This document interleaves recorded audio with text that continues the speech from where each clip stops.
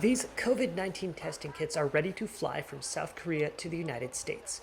Seoul has previously sent diagnostic test supplies to American cities, including Los Angeles, but this load, shown here in video released by the South Korean Ministry of Foreign Affairs, is capable of running some 600,000 tests for the novel coronavirus and marks the first bulk order by the U.S. federal government. It comes 3 weeks after President Donald Trump requested medical devices in a telephone call with South Korean President Moon Jae-in on March 25th.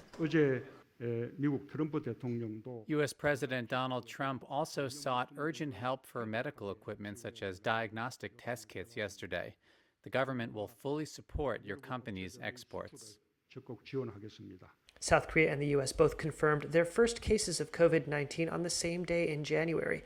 Seoul made an early and urgent push to mass-produce diagnostic tests for the virus, and several firms quickly produced rapid testing kits. But American efforts at early testing stalled. A first government-produced test proved faulty and had to be reissued, and regulators were slow to approve commercial laboratory tests. Those failings meant officials were unable to track the virus as it spread to all 50 states. How did South Korea test so many people so quickly, but we didn't even test a fraction of that number? The shortfall in American testing quickly became apparent. A lawmaker expressed her frustrations in March. South Korea has now tested more than 196,000 people, but we are not anywhere close to that. This is the United States of America. We're supposed to be leading the world. Instead, we are trailing far behind. Once struggling with the first large outbreak outside China, South Korea has largely managed to bring its coronavirus cases under control. Last week, Seoul announced the daily number of new infections had fallen into the 20s.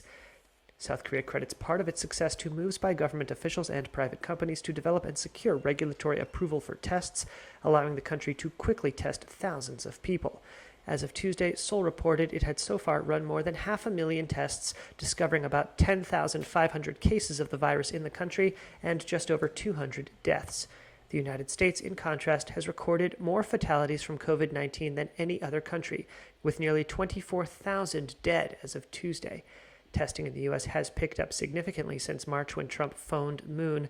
According to the COVID tracking project, the U.S. has of Monday tested nearly 3 million samples for the novel coronavirus and averaged close to 150,000 tests per day last week.